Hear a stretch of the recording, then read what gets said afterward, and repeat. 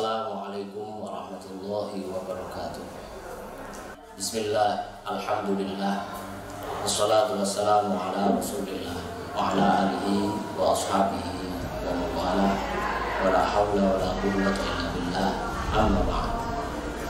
Yang terhormat dan selalu kami hormati para masyayikh, para kiai, para alim, wabil khusus panjenenganipun Kiai Haji Mustafa Bushri dan panjenenganipun Kiai Haji Bahauddin Nur Salim yang telah menjadi narasumber pada pengajian malam hari ini. Yang kami hormati juga para santri, keluarga Matlabul Falah dimanapun berada. Perlu diketahui bahwa pendidikan adalah merupakan sesuatu yang mutlak adanya sebagai bagian dari proses kehidupan yang dijalani manusia.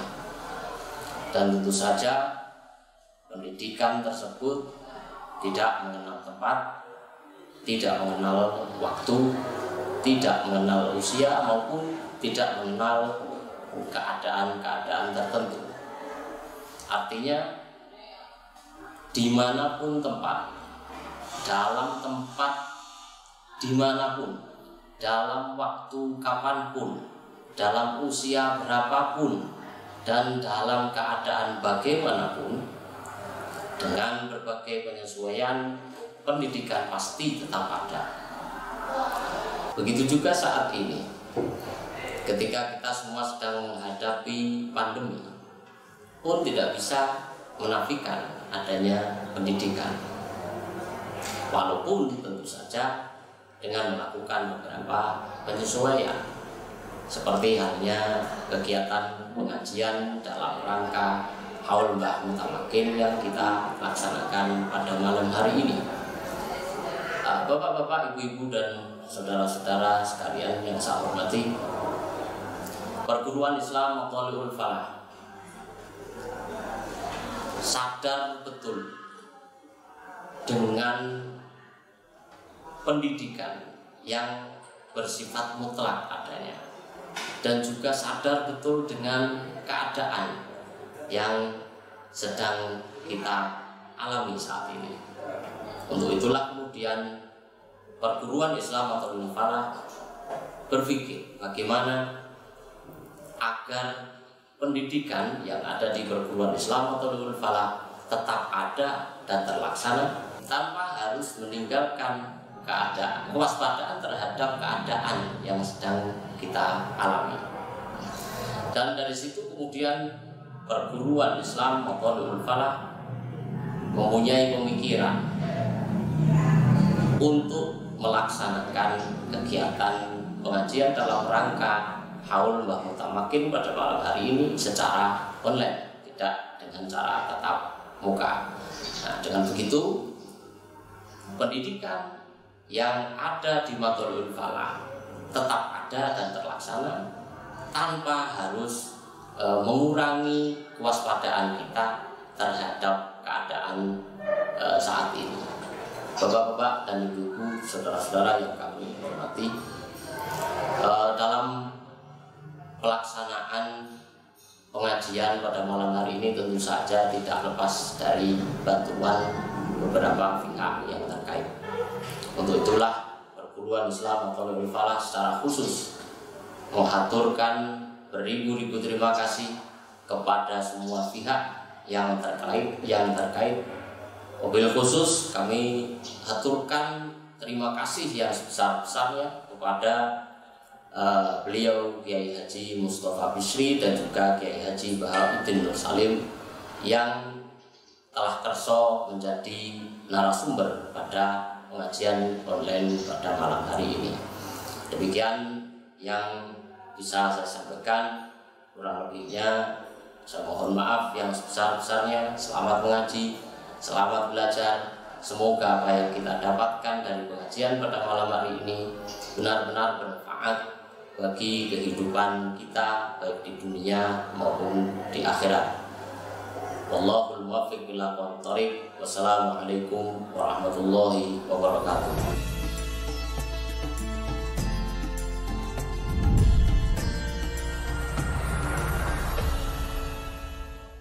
Assalamualaikum warahmatullahi wabarakatuh. Bismillah, alhamdulillah, wassalatu wassalamu ala rasulillah wa ala alihi washabihi wa ala amma ba'dah. Di samping saya, selebritis pesantren Gus Baha, Kiai Bahauddin Nur Salim. Yang pertama, yang mulia Direktur Perguruan Islam Matul Falah, Kiai Haji Muhammad Abad Nafi', para Dewan Pertimbangan Direktur, Bapak-bapak pembantu direktur, seluruh asatidz ustadzat Perguruan Islam Matul Falah, dan juga tidak ketinggalan alumni Perguruan Islam Matul Falah dari masa ke masa, dan siswa-siswi Perguruan Islam Matul Falah, muslimin muslimat, para pecinta aulia di mana Anda berada. Alhamdulillah malam hari ini saya beserta rombongan bisa sowan ke Gus Baha. Sowan ke Gus Baha dengan berbagai strategi. Pertama, sowan tidak untuk ngundang karena beliau susah diundang. Kedua, sowan tidak untuk mengatur beliau. Saya sowan di sini untuk ngaji sama beliau, tetapi memang dengan mengatur sedikit, ngaji dengan dikamerakan, ya lebih untuk memperluas istifadah, Gus. Kita hari-hari ini memperingati haul Waliullah Syekh Ahmad Mutamakin.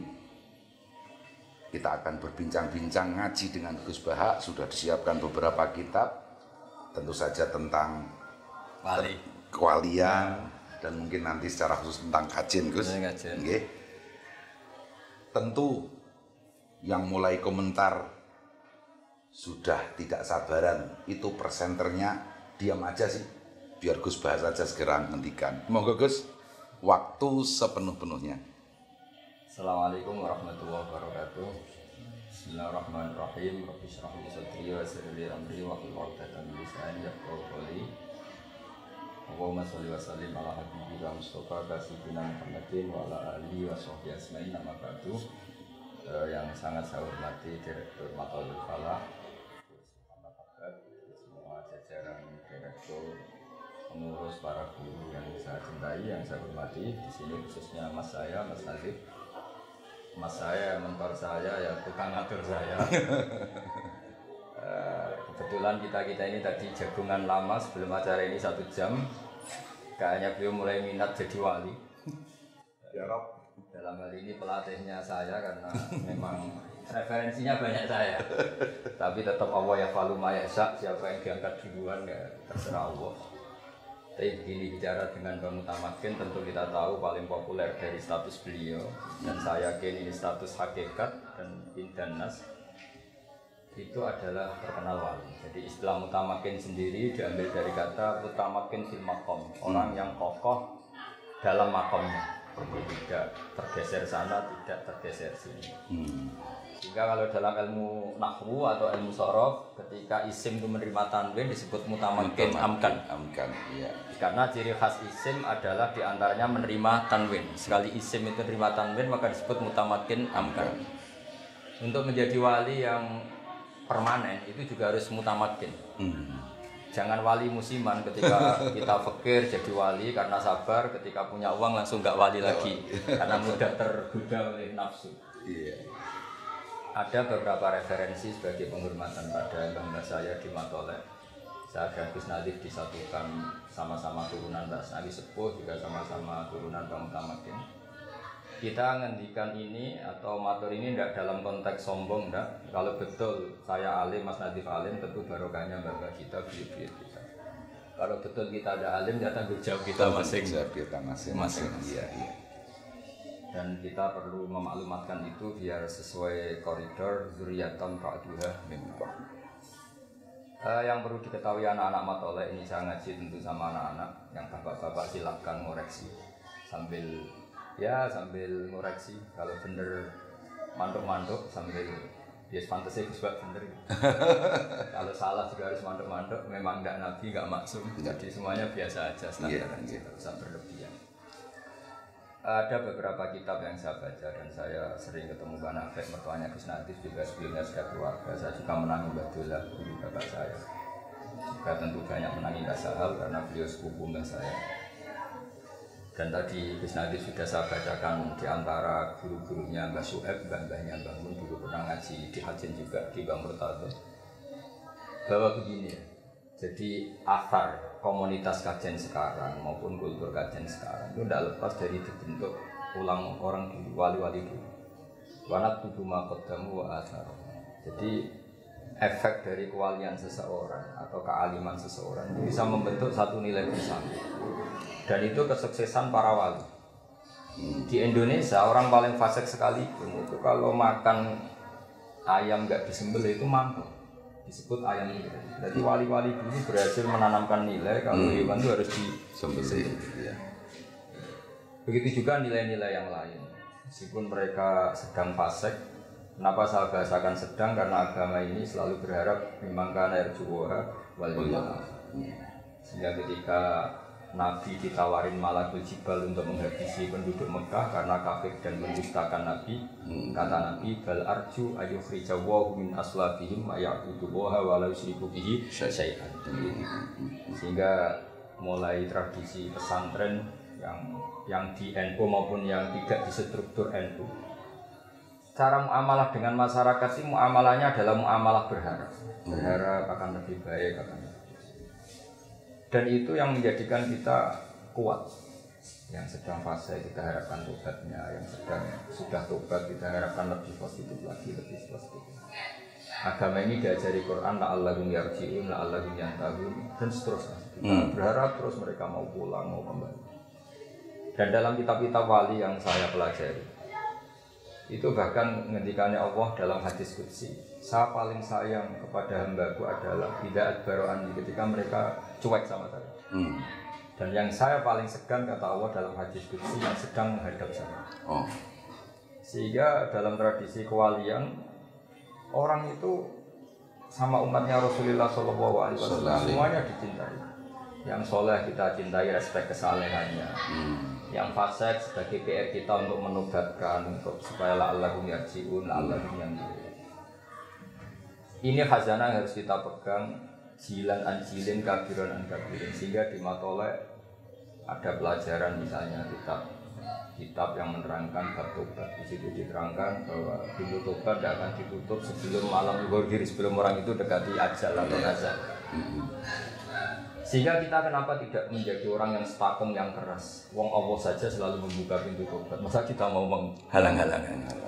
Sehingga kita jadi dia itu rileks. Nah, kenapa tadi Mas Nadi pesan tentang matolek? Matolek ini menjadi penting karena orang kalau sudah meninggal ini statusnya terserah cucunya. Sehingga bahaya sekali, cucu ini bisa sangat kriminal, bisa sangat berjasa. Kenapa Nabi Ibrahim sampai disebut Allah maka anak Ibrahimu Yahudiyah wala Nasrani. Ibrahim itu tidak Yahudi, tidak Nasrani. Padahal tidak ada orang Islam yang kepikiran Ibrahim Yahudi dan Nasrani. Hanya karena di antara zuriyah beliau yang bernama Yahuda bin Yakub bin Ishak bin Ibrahim. Dan ini punya tradisi tertentu yang mengklaim itu tradisinya mbah-mbahnya. Sehingga andaikan tidak ada status yang dibawa Rasulullah SAW bahwa Nabi Ibrahim adalah Hanifah Muslimah, maka statusnya Ibrahim akan diikutkan Yahudi. Nah, andaikan cucu-cucu Bang Mutamakin kok belajar sesuatu yang nganggap mungkin khol itu bid'ah atau nganggap ziarah itu bid'ah, maka tahu-tahu Bang Mutamakin jadi tersangka. Tapi barokahnya pengajaran yang benar, silsilah yang benar, sehingga kita menjaga. Saya tidak bisa bayangkan misalnya Mbah Zubair tanpa Mbah Mun. Mungkin yang datang ke Khol Mbah Zubair tidak sebanyak itu karena ada Mbah Mun. Dan begitu juga Mbah Zubair punya murid Mbah Sahal. Sehingga kelangsungan usul fikih terjaga, ada thariqatul usul dan seterusnya. Sehingga kalau dalam nasihat orang Arab itu kebalikan di Jawa. Kalau di Jawa nasihat itu rahmat mulut Mbah. Tapi kalau orang Arab enggak. Kama tasyarrafa bi Muhammadin adnan Jadi orang itu nggak tahu Adnan itu siapa, Abdul Muttalib itu siapa. Gara-gara punya cucu yang sangat populer, sangat terhormat, orang bertanya, itu bapaknya siapa, mbahnya. Nah ini PR bagi kita semua yang masih keluarga mutamakkin, anak-anak baik keluarga secara gen maupun secara sanad keilmuan, jagalah harkat dan martabat ahli sunnah wal jamaah. Misalnya dari kalimat-kalimat yang sederhana, kita mengatakan wa ashabi ajmain atau wa sahbihi ajmain. Itu muatan katanya luar biasa. Pembeda kita dengan Syiah adalah innahum akramu sahabiyan wa ahanu sahabiyan akhar. Pembedanya apa kita? Kita menghormati semua. Jadi ajmain itu kata kunci, bukan rutinitas karena semua MC bilang ajmain terus kita ikut-ikutan bilang ajmain. Iya. Sehingga saya berjanji ketika ngendikan sangat menghormati ahli bait ya khusul fitratan thahiratan nabawiyah, tapi dituliskan wa ya ummu sahabata wal atba'a wa mawalah. Kan ini pembeda wa ya ummu. Nah begitu juga tentang hajjen. Hajjen itu mengutamakan ma'ruf di wilayah. Menterkenalkan wali ini penting, bukan karena kita cucunya terus bangga-banyak wali itu enggak. Supaya orang berkeinginan jadi wali. Jadi wali itu jadi apa? Orang dicintai Allah, zat yang abadi, yang lahul asmaul husna. Karena mungkin kita sudah terlalu bodoh ingin dicintai manusia, dicintai pejabat, dicintai makhluk-makhluk. Kita lupa pentingnya dicintai Allah. Sehingga tidak apa-apa kita sering guyon sama Mas Nabi untuk jadi wali itu apa? Tidak apa-apa. Supaya orang ingat lagi bahwa penting jadi wali. Itu ibarat Jalaluddin Ar-Rumi bisa bikin guyon tentang kematian. Kematian itu indah. Kita ketemu kekasih kita ketemu hidup yang hakiki yaitu kematian. Karena kalau nggak dibicarakan toh kita pasti mati. Tapi dengan dibicarakan secara keilmuan, secara disiplin kualitas. Kata Jalaluddin Ar-Rumi, kenapa kamu nangis saya sementara saya mau ketemu kekasih saya lewat kematian? Begitu juga Bilal ketika para sahabat jenguk dia susah, beliau senyum-senyum senang. Godan nalkal ahibah Muhammad dan wahisbah. Kamu nggak usah nangis saya, bisa kita ketemu Muhammad wahisbah, bisa kita ketemu kanjeng Nabi dan para sahabat. Nah, kenapa kita bicara wali? Sekali lagi saya tadi sudah matur sama Mas Nabi, Mas saya, bahwa wilayah ini darujah yang berkahnya kemana-mana. Dalam sebuah hadis orang baca ayat kursi maka sekian dari tetangganya ikut aman. Eksistensi Rasulullah tentu luar biasa. Wa maka nawa liwatibahum wa anta fihim. Jadi kalimat wa anta fihim ini master. Sekarang secara lahir gak ada nabi, tapi ada warasatul anbiya, ada para habaib, para ulama. Ini sudah jaminan garansi supaya kita tidak kena adab-adab banget. Kalaupun kena ya yang pembelajaran sampai adab yang istiqsal kalau dalam bahasa tafsir yang menghabisi. Ya. Nah, kemudian ciri khas wali itu menjaga kearifan satu dengan pendidikan dan alhamdulillah asalnya ada mutamakkin, ada matolah. Meskipun didirikan jauh setelah beliau itu kan formalitas sebagai madrasah, ada gedungnya, ada guru permanennya. Tapi 1912. Ya, tapi Mbah Mutamakkin sebagai ulama, sebagai wali, pendidikannya sudah ada mulai. Iya. Makanya kata para ulama, fama fatahum illa mujarradul istilah. Yang enggak ada itu istilah ini matoleh, istilah ini madrasah, istilah sekolah sore, sekolah pagi. Dulu ya pembelajaran itu tidak pernah. Makanya kita yang mengkaji nahwu itu andaikan kita jadi Abu Bakar itu ya jadi aneh. Makanya misalnya gini, doroba Zaidun Amron. Abu Bakar tentu tidak perlu mengatakan Zaidun itu fa'ilun, Amron maf'ulun. Karena ya aneh saja ya, sudah karuan yang namanya dorib, subjek ya fa'il, objek ya maf'ul. Tapi beliau nggak perlu mengatakan ini fa'il, ini maf'ul. Setelah itu ditemukan ilmu yang itu disediakan fa'il, disediakan maf'ul. Wali juga gitu. Ketika ada orang fasik dikelola secara baik, tarbiyah, tadris, secara gradualisme. Kemudian Mas Nadif era intelek bilang ini metode gradualisme, metode kultural, metode apa? Sebetulnya wali itu nggak perlu seperti itu, karena nggak perlu garap disertasi, nggak perlu garap tesis, garap disertasi. Tapi perilakunya ini sudah jadi metode. Substansinya sudah jadi metode. Sudah jadi substansinya sudah jadi metode. Iya. Saya beri beberapa contoh. Ini kitab Tanwirul Qulub, karena Hajjan juga ikut Qoritoh. Banyak lah dia. Yang diikuti apa? Naksabandi saat ini juga ada. Saat ini juga ada Naksabandi. Saya beri beberapa contoh Qoritoh Naksabandi ya. Ini di kitab Tanwirul Qulub halaman 505. Kita tahu Syekh Bahauddin Naqsyabandi itu dalam nasab ya kira-kira mirip Syekh Abdul Qadir Jailani, yaitu sama-sama Al-Hasani dan Al-Husaini. Jadi kalau Syekh Abdul Qadir disebut Al-Hasani Al-Husaini karena abahnya Hasani, ibunya Husaini. Kalau Syekh Bahauddin namanya As-Sayyid Bahauddin Muhammad bin Muhammad As-Syarif Al-Husaini Al-Hasani. Jadi untuk jadi ketua wali yang benar-benar ketua memang syaratnya harus habib. Iya. Kalau tidak ketua ya boleh lah siapa. Itu diantara manhaj torikotnya. Ini saya baca supaya ini juga sekaligus menambah nafas. Mungkin yang Mas Hadi wajib ini sama saya itu diantara yang dikatakan menafik ini. Sok aku nak kau ono, kon ulang torikot. Tapi kalau benar sakit, sulang paket. Jadi sekarang saya kesampaian, nggak sengaja tadi pas tadi kesini saya kok kepikiran mau menerangkan toriko. Mungkin ini bagian dari yang diinginkan Mbak Nafek supaya saya mulang toriko. Tapi saya akan mulang haitsul ilmu dari sekian. Iya. Di antara yang didawahkan Syekh Bahauddin Naqsyabandi itu begini. Hidayatu torikotina nihayatu sairit torik. Jadi kamu ikut toriko saya hari pertama itu finish kamu atau yang kamu capai itu sudah kayak finishnya orang-orang yang lain. Toreko-toreko yang lain. Keren. Hari pertama langsung top. Ini promosinya gitu. Dan ini promosinya orang soleh orang-orang. Bukan kecap nomor 1 ya. Bukan kecap nomor 1. Waya torikotus sahabah radhiyallahu anhum. Terus kata beliau di antara promosinya, waya stawi fistifadatiha asyuyukh wasibyan. Wa fi ifadatiha al-ahya wal amwat. Jadi toriko ini saking mudah dikenalinya bahwa untuk memahami ini bahwa ini toriko yang benar, anak kecil sama orang tua itu sama. Kita tahu dalam madzhab Syafi'i masyhur beliau menunjukkan fa innal uqula mutarratun ila qabulil haq. Akal itu dipaksa akan menerima kebenaran. Saya masih ingat ketika ngaji sama Sayyidina Jainudin itu di kitab Husnul Hamidiyah. Itu di beberapa halaman menerangkan tauhid itu pakai gambar. Gambarnya itu jelek sekali. Kayak gambarnya Mas Akib sama saya. Dan itu sengaja. Ada yang jelek, ada yang bagus, ada yang ruwet, tapi gambar. Tapi beliau hanya ingin mengatakan semua gambar ini apapun banyaknya itu dimulai dari satu titik, yaitu nuqtatul wujud. Sehingga kamu tidak bisa merumuskan alam raya meskipun ada Jupiter, ada Mars, ada apa saja. Tetap menwujudin wahid, yaitu Allah Subhanahu wa Ta'ala. Imam Amudi punya cara yang berbeda. Beliau guru matematika. Sampai muridnya ragu ini maksudnya surga gimana? Guru saya ngajar matematika. Tapi ada muridnya yang bermimpi bahwa beliau fi malain azim minal malaikat, di depan banyak para malaikat, sama Allah disuruh ngajar malaikat matematika. Kata malaikat, bagaimana mungkin Imam Amudi mainnya sama dengan kita?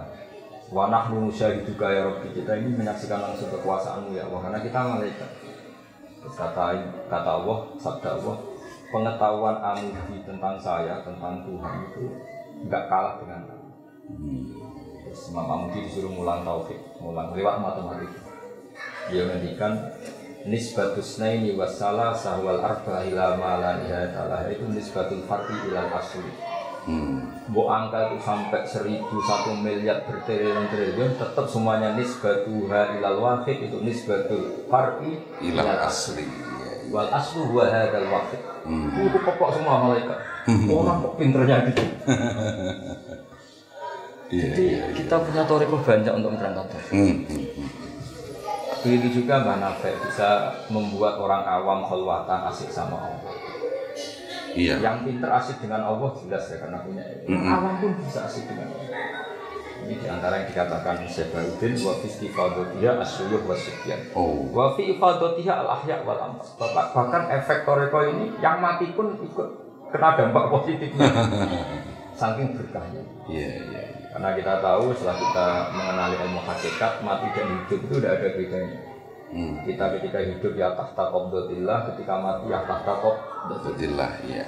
Ketika Allah menghendaki kita hidup ya kayak ajsamun sing laru halaha, misalnya ketika fokus sesuatu ya kayak orang mati untuk hal yang lain. Atau kita mungkin pas stres, pas masjid yang nggak ngerti apa-apa, atau pas waras tapi karena baru cinta mati juga lupa segalanya. Jadi mati dan hidup ini inna sholati wa nusuki wa mahyaya wa mamati lillah.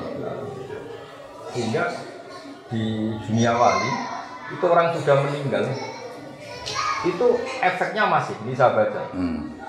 Di antara yang diinginkan beliau adalah ketika murid itu, saya baca teksnya, anak tariqo anak sabandiyah akrobut turuk wa azaluha alal murid lil wusul ila darajati taufiq wa ingkana naqisal qabiliyah ghiratamil isti'dad lihadihi daraja alaliyah fa inna syekhuhu yatasarrafu fihi bimazidi mahabbatihi lahu di anna mabnaha ala tasarruf wa ilqa'il mahabbah wal mutaqaddimah. Jadi andaikan kamu dalam tariqah ini tidak benar-benar banget ghairu qabiliyatil isti'dad, guru kamu yang akan membenarkan. Jadi ibarat kita sinyal, kita salah posisi, wifi-nya yang didekatkan ke kita oleh guru-guru kita.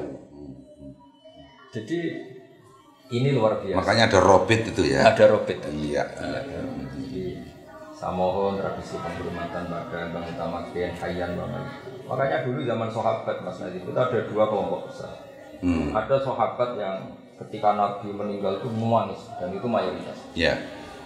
Ada yang kelihatan santai. Kaget ini ditinggal wafat Rasulullah, bahasa adabnya intikal ila rafiqil a'la. Ya. Ketika ditanya, kenapa kamu santai ketika Rasulullah wafat?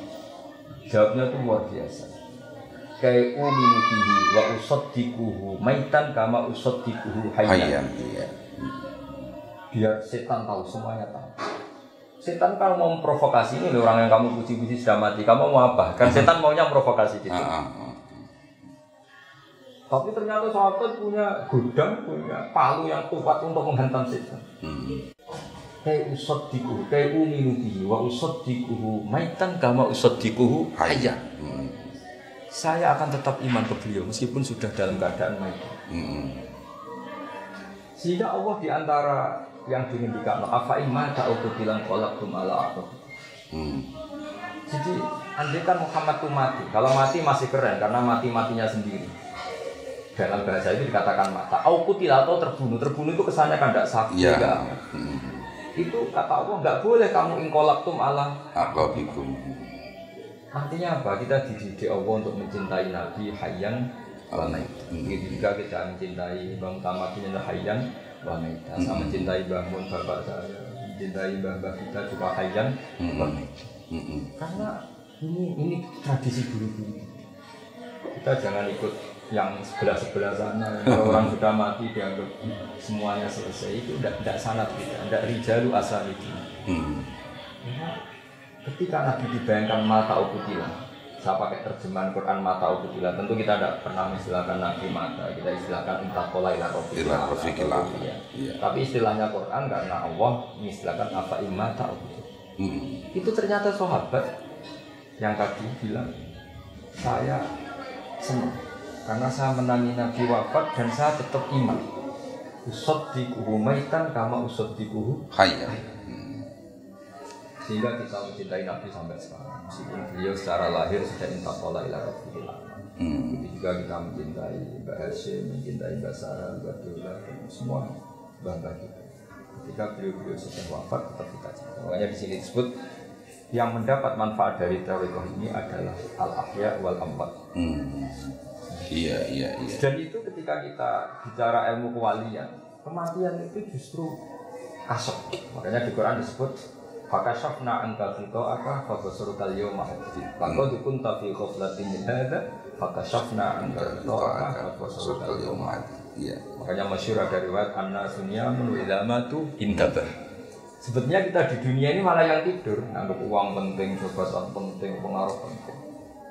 Itu goblok sekali setelah kita di akhirat. Ternyata yang penting itu sujud, yang penting itu ikhlas. Hal yang kita desa-desa ketika di dunia, wah zaman akhir naik ikhlas orang ikhlas. Tapi nanti setelah kamu orang itu orang melu kumanan. Tapi nanti setelah di akhirat itu penting semua. Iya. Dan kita menjadi pintar setelah di akhirat karena sesuatu yang kita lihat itu hakikat semua. Sementara di dunia bisa yang menipu, yang apa kita imani. Sehingga kematian itu kepandian. Maka syafna anda sito akan fabasarukal yawma hadid. Semua yang menutupi kamu dari kenal hakikat, sekarang hakikat itu sudah saya buka. Fabasarukal yawma hadid. Sekarang matamu, pandangan kamu tajam. Iya. Artinya kata siapa mati itu tidak keren. Menghormati orang mati itu tidak keren. Menghormati orang-orang yang sudah kasih. Iya. Jadi ini saya masih ingat dijazai bangun tentang Fatihah. Kenapa Allah tidak menghentikan ihdinas siratal mustaqim siratoka? Karena Allah la ya'kul wa la yashrab wa la yanam. Sehingga Allah tidak bisa ditiru karena Allah tidak makan, tidak minum, tidak hidup. Niru ya sama-sama makhluk. Ihdinas siratal mustaqim siratal ladzina an'amta. An'amta pakai fi'il madhi yang telah engkau beri nikmat. Ngikuti makna itu tuliskan karena manusia. Belum salah saja sudah kelihatan enggak mutunya. Ngikuti saya riskan, belum salah saja sudah kelihatan enggak mutunya, kelihatan salah. Makanya ada pepatah idas tanan pun fastan di amal. Kalau kamu cari sanad, cari sunnah, cari sanad sudah meninggal. Karena sudah finish secara benar. Tapi kalau orang hidup, apapun benarnya potensi salah. Tapi menyela dikit Gus ini ya. Dalam bahasa guyon. Saya pernah itu ngelihat ada politikus suka ke kuburan. Pas terutama menjelang. Tapi saya cara ke kuburan tidak kayak politikus loh. Ketika ditanya, kenapa sampean kok rajin ke kuburan? Jawabannya hampir pas sama itu tadi. Karena saya lebih percaya yang mati. Sudah nggak punya kepentingan. Iya betul.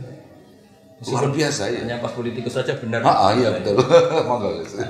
Jadi ihdinas siratal mustaqim siratal ladzina an'amta. Jalannya mereka yang telah engkau beri. Apalagi kalau yang sudah meninggal, ini sudah finish secara benar. Sudah selesai dengan dirinya sendiri. Jadi budaya khol, saya bukan bela-belain budaya khol, yang enggak khol ya monggo asal dengan niat yang baik, yang khol ya monggo. Sebetulnya ini tidak mubtada, sesuatu yang dibikin-bikin. Kita tidak mubtadi, sesuatu ini juga bukan mubtada, tapi normal saja. Normal saja, karena tadi antara kematian dan kehidupan bagi ketentuan Allah itu sama saja. Sama-sama di dunia menyaksikan kudratullah, nanti setelah di barzah di akhirat juga menyaksikan kudratullah. Kata Imam Ghazali, fa inna ma rabbad dunya wal akhirah wahid. Yang menuhani dunia dan menuhani akhirat itu sama. Makanya yang unik dari mazhab kita Ahlussunnah wal Jamaah itu percaya syafaat Rasulullah sallallahu alaihi wasallam. Kalau melihat beberapa dzahirun nas itu orang setelah meninggal itu kan finish. Enggak bisa disusuli amal, dia sendiri tidak bisa amal. Maka ketika semua minta syafaat, itu nabi-nabi angkat tangan. Karena ini sudah finish, sudah akhir. Tapi kata Nabi Muhammad SAW, analah, saya sanggup memberi syafaat. Fa ahmadullah ta'ala bimahamida allamani harabbi. Saya akan memuji Allah sebanyak-banyaknya dengan pujian yang saya diajari Allah. Kata Syurrahul Hadis mengatakan, karena Nabi tahu akhirat tidak bisa membatasi kudrahnya Allah. Akhirat tidak bisa membatasi rahmatullah. Tidak bisa kamu dikte Allah ini sudah akhirat, tidak boleh nambah-nambah amal. Tidak bisa. Allah ini sudah finish dengan konstitusinya. Tidak bisa. Allah tetap la tatanaha alahu wa la tatanaha rahmatuhu wa la tatanaha ayati. Sehingga nanti tetap saja berani minta Allah. Dan di sini sirinya, kenapa Nabi namanya Ahmad? Sebagian kitab yang saya baca, Muhammadun Ahmadun min Wiri. Jadi ada yang mengatakan Ahmad di sini afal tafdil. Ketika nabi-nabi lain sudah agak berani muji minta syafaat, Nabi Muhammad tetap berani. Karena bagi Nabi Muhammad akhirat tidak batasi Allah untuk memberi syafaat. Tentu dengan apa ya, bahwa khalidina fiha terhadap baik ahli surga atau ahli neraka itu kan khalidina bihuludillah. Iya, bitakhlidillah. Ya. Sehingga terus Nabi sujud, Allah ngendikan ya Muhammad irfa' ra'sak wasal tuqah wasyatu syafa'. Irfa' ra'sak wasal tuqah wasyatu syafa'. Kalau logika kita ilmu ini akhirat bukan Nabi, tidak ada sujud, tidak ada permintaan. Tapi Nabi tahu bahwa akhirat tidak bisa batasi Allah. Tentu Nabi hanya memintakan mereka yang iman karena memang itu hukumnya Allah. Tetap berani minta. Artinya apa? Ketika orang meninggal kamu anggap terus tidak bisa mendoakan kita. Orang sudah meninggal tidak nyafaati kita, itu keliru. Ini yang perlu distressing kan itu Gus, betul ya. Jadi bahwa Nabi cerdas memahami bahwa akhirat pun la tatana. Iya. Nisbatil rahmatillah, iya, betul. Iya. Makanya tetap berani minta. Berarti betul. Jadi ini dalil hal yang ya nggak tahu ini. Yang kayaknya Gus ini baru pertama kali jenengan ngendikan ke ini. Kecuali kalau bahwasanya saya mungkin kurang cermat mencermati YouTube sampean gitu. Ya, yang jelas ini spesial lah. Iya, spesial. Tadi tuh saya mau bikin mukadimah ini.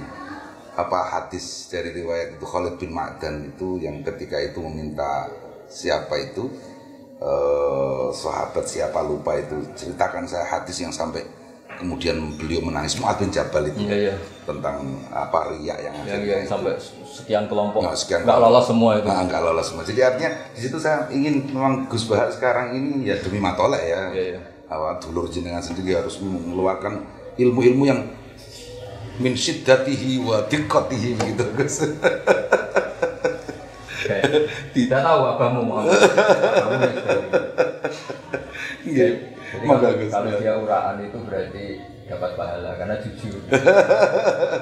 Kalau dia sopan ya dapat pahala karena sopan. Dua-duanya dapat pahala.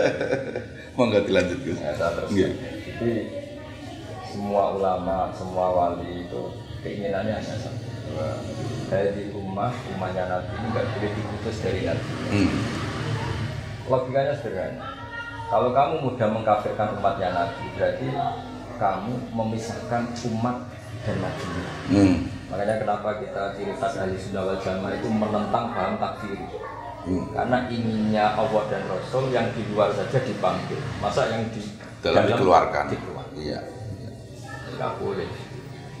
Wong kita jual kambing tanpa anaknya atau anaknya tanpa indukanya aja nggak boleh. Apalagi ini memisahkan Nabi dan umat.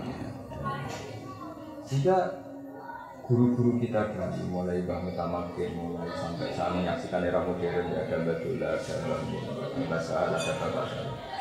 Itu buat orang kaya apa itu ya bisa. Bukan karena tidak farik benal haki wa benal batil, ini bukan dalam konteks fikul ahkam tapi fikul dakwah. Mereka juga tetap istilahkan masih fasik ya tak rumah, tetap distatuskan fasik berarti ada farik tetap. Tapi tetap dirangkul dengan makanya fikul ahkamnya ya kena, mereka tetap distatuskan fasik. Fikul dakwahnya ya kena tetap dirangkul di. Kalau dalam bahasa Mbah Muslim Allah yarhamu Imam Puro itu peceraian-peceraian itu kudu dirumati. Iya betul. Jadi kalau dalam bahasa strategi politik dan kadang-kadang kita memang harus ngomong politik itu tetap menguntungkan kita karena taksiru sawadil muslimin. Jadi misalnya satu kampung itu jumlahnya 500 orang, yang soleh hanya 100, barokahnya 400 yang fasik. Kalau itu muslim semua itu disebut kampung muslim. Tidaknya kita bawa Quran nggak asing, lihat orang sholat nggak asing. Coba kalau yang 400 itu kamu kafirkan. Benci sholat, benci dia, kita sendiri ikut bingung. Iya.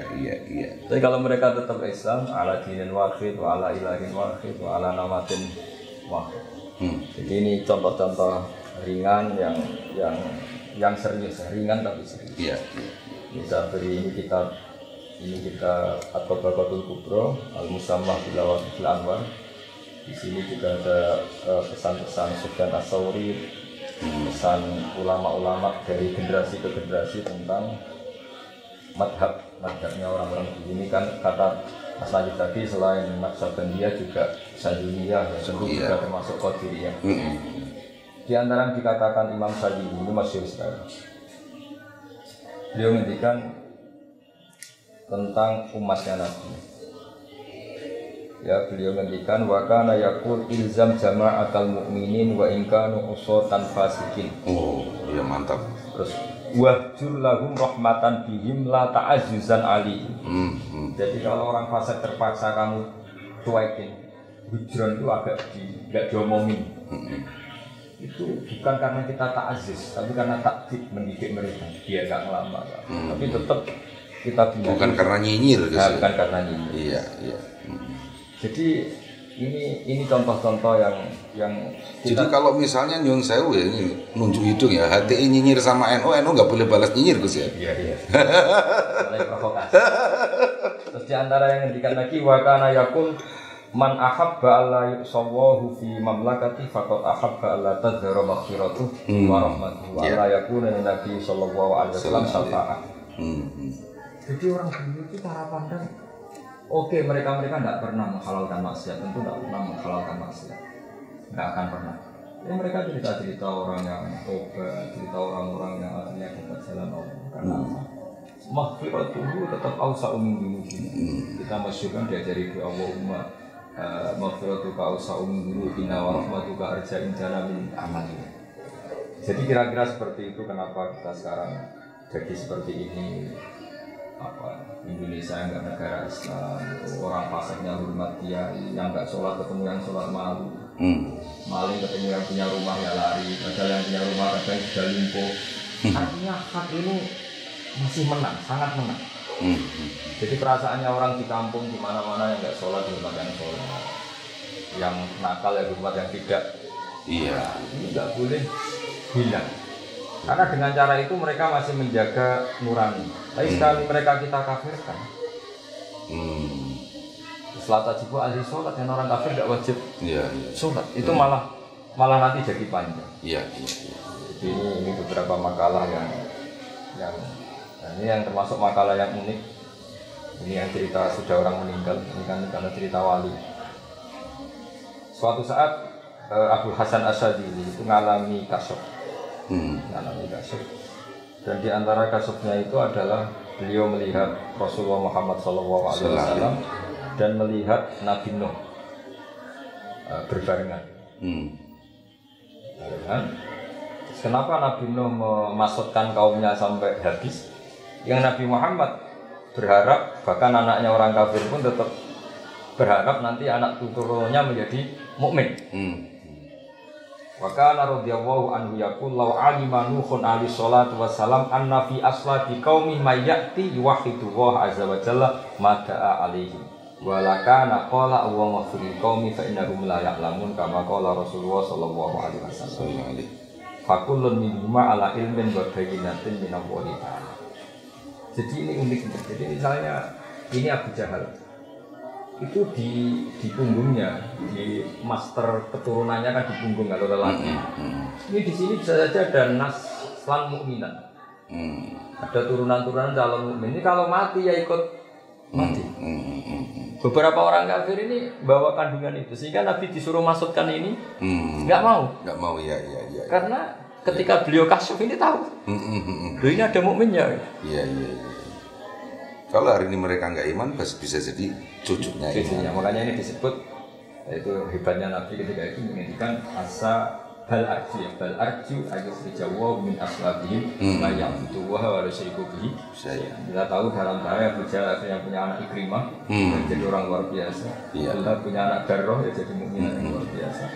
Dan beberapa aulat itu menjadi. Jadi agama ini dimangkana ya jiwa yang jadi selalu yang punya harapan. Apapun kondisi kita selalu punya harapan. Iya. Dah, jenengan sekarang ganti. Ini kalau kata orang Mesir, Gus, wajbah jasimah haqqan. Makan malam hari ini luar biasa bergizinya, Gus. Saya sampai nggak enak kalau mau menyimpulkan, takut nanti banyak yang kejajar. Tapi gini, Gus, mungkin pada konteks kajian kekinian Anda melihat bagaimana, Gus? Ya kalau ini kan cerita wali ya, sehingga saya akan melihat dari sisi ilmu aulia. Kita tidak tahu apa wali apa betul kita ini, tapi kita yakin bahwa Allah sangat mencintai kita semua. Asar ya, jadi kalau dalam pandangan wali itu nggak melihat dinamika, bahwa yang ada sekarang ini sudah akibat, sudah asar. Karena tubuh makodamu asar. Jadi sampai kita mencintai ilmu seperti ini, mencintai kebaikan seperti ini, mencintai sujud, sholat seperti ini, ya barokahnya orang-orang dulu. Karena ini tentu tidak bisa berdiri sendiri. Coba kalau kita misalnya nyuwun sewu ditakdir orang Cina, mungkin tidak pernah jijik sama anjing, sama babi, sama. Karena kondisi sebelumnya kita diciptakan seperti itu, dikondisikan. Makanya orang tidak menghormati wali yang sudah meninggal itu Joro Jowo ya keblinger. Kita tahu apa tentang dunia ini? Jadi kan kita dilahirkan di Cina ya. Tahunya seperti itu. Kita sampai tahu pentingnya sholat, pentingnya sesuci karena dididik dulu. Sehingga melihat sanad hajan itu gampang sekali. Ketika hajan banyak orang alim, banyak pelajaran-pelajaran agama yang luar biasa. Ya itu mesti dari siapa? Tidak ada yang benar. Karena tidak bisa berdiri sendiri. Jadi menghormati hajen, menghormati sarang, wasi, menghormati kuburan, Lirboyo semuanya pondok-pondok. Itu gampang sekali. Ada atar seperti ini tuh mau. Iya. Karena kita tahu misalnya kita ke Korea Utara, ke Korea Selatan. kayak apa sialnya kita dengan hidup di tengah gula itu. Betul. Jadi kalau ada orang bilang wali itu kontribusinya nggak ada, orang terserah masing-masing sekarang. Orang kok bisa masing-masing itu gimana? Wong lahirnya aja butuh bapak, kultur butuh pembentuk awal kultur. Merdeka ini ya butuh dulu, butuh Pak Karno, butuh para pahlawan-pahlawan itu. Tahu-tahu sekarang ada kelompok yang meyakini nggak penting wali-wali yang dulu itu gimana? Itu logikanya itu sudah nggak dalil-dalilan, itu logikanya nggak kental.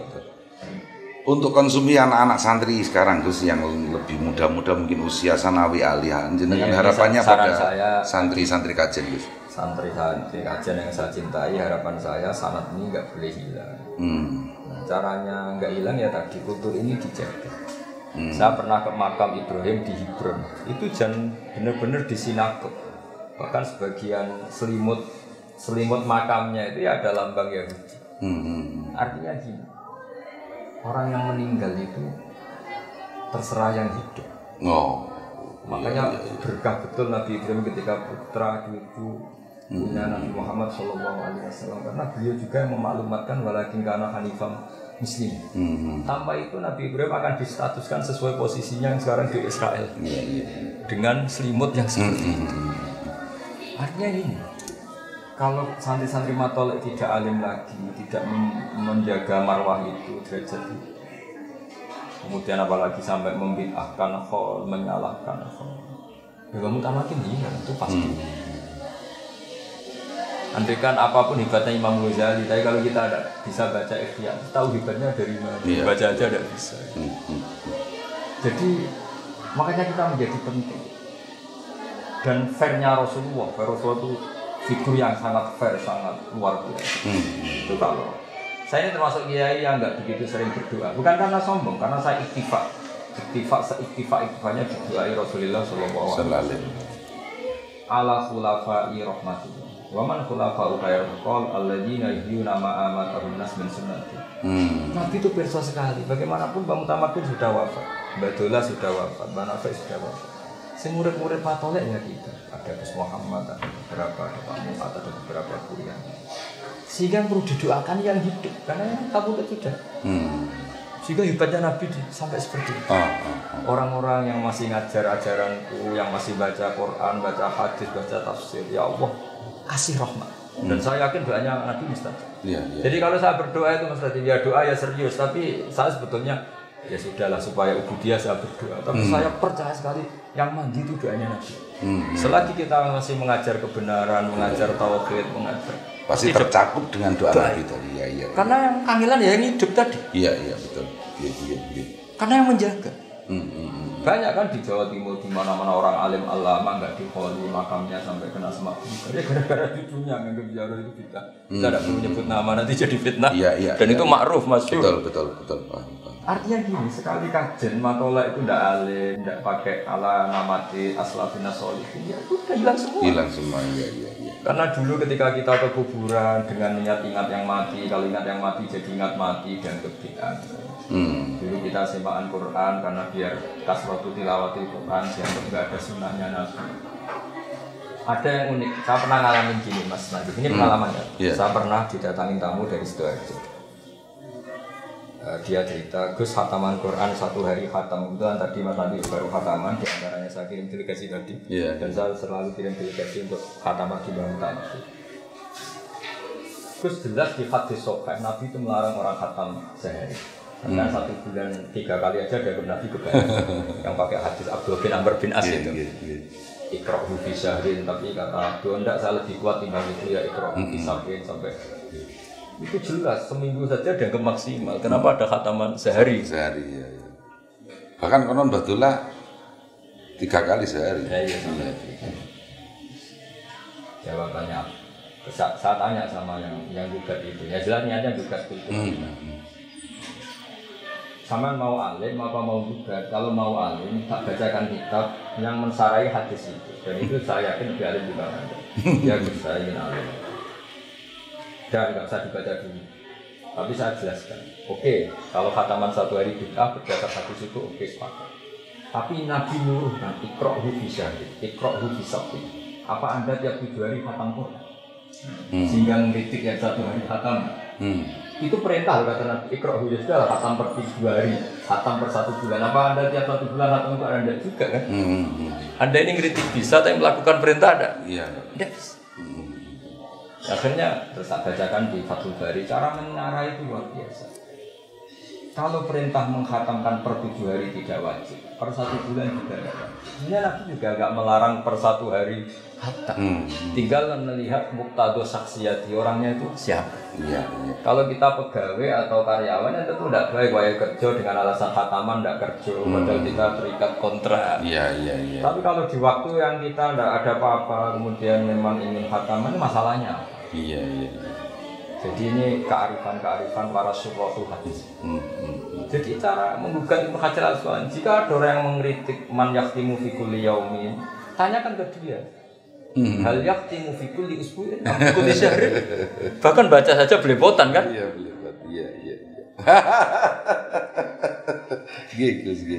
Jadi itu uniknya Ibnu Hajar Al-Asqalani. Jadi apa mereka yang kritik itu sudah iqra'u fi sab'in, iqra'u fi syahrin.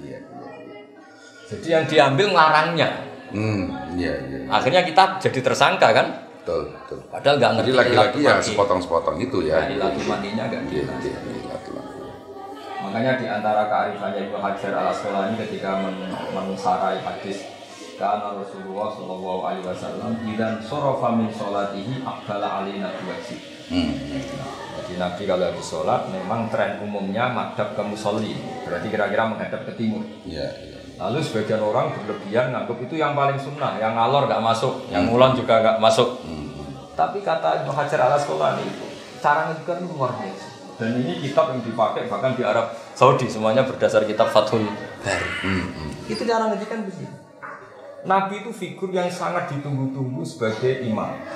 Sehingga orang lari dari 7 kilo, 6 kilo saking ingin makmum kepada Nabi. Dan Nabi khawatir kalau posisinya tetap menghadap ke barat, beliau dikira fi sholatin. Sehingga orang yang datang Allahu Akbar, imam makmum sama Nabi. Ternyata Nabi sudah kharijah sholat, sudah enggak sholat. Tentu yang makmum ini kan menjadi tidak sah karena mentautkan sholat sama orang yang sudah tidak sholat. Dan ini bahaya kalau dalam fikih. Iktimam biman laisa fi sholat. Makmum sama orang yang sudah tidak sholat. Sehingga untuk menunjukkan kalau beliau sudah sholat, beliau menghadap ke timur kalau di Indonesia. Iya. Jadi makanya kata Ibnu Hajar Al-Asqalani, yang penting seorang imam memaklumatkan dengan cara apapun, asal nggak dengan rokokan ya, bahwa sholat ini sudah selesai. Makanya guru-guru kita, sanad kita meskipun jarang yang sudah ngerti, jarang yang ngerti. Ketika astagfirullah dibanter. Selama astagfirullahaladzim ya hayya karena untuk menunjukkan ini sudah ganti pasal lah kira-kira gitu. Iya. Ada menghadap ke utara, ada yang membanterkan istighfar khas wiridan. Itu ada ilmunya sebetulnya. Iya, betul. Ada yang dehem, ada yang sudah ngempet itu, yang dia sepul. Itu kearifannya Ibnu Hajar Al-Asqalani. Makanya oke lah kita pakai Bukhari, memang asahul kutub gak ada kita bilang. Tapi dengan pemaknaan model ulama.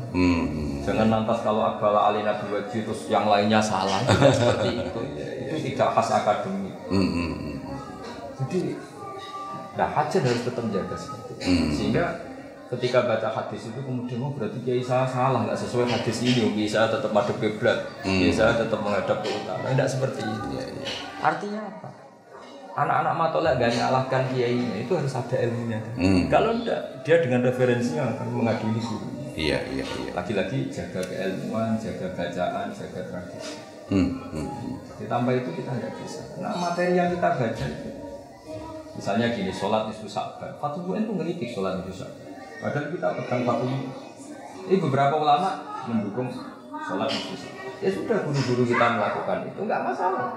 Pakai hadis umum as-sholatu khairun maudhu'un fa'akthir al-aqillah. Sholat itu bawaannya sudah baik. Yang penting tidak fil awqat al-makruhah, bawaannya sudah baik. Iya. Fa'akthir al-aqillah sudahlah kamu mau perbanyak terus. Soal ada hantaman ini bid'ah, sebagian ulama juga meyakini ini bid'ah. Ya nggak masalah mulai dulu ya beda pendapat itu biasa. Nggak ada masalah. Iya. Jadi ini penting untuk anak-anak matoleh baca yang nah ini yang termasuk pesan agak terakhir jadi terlalu lama masalah dosa. Ini tak baca ini di kitab ini yang dipakai Thariqah Habib Lutfi, kita Jami Usul fil Auliya. Ya. Ini yang dipakai pengajian Habib Lutfi Ya, karena kita butuh sanad. Iya. Dan ini sudah saya cek di beberapa kitab termasuk di Hilyatul Auliya, di kitab At-Tabaqatul Kubra oleh Imam Sa'roni.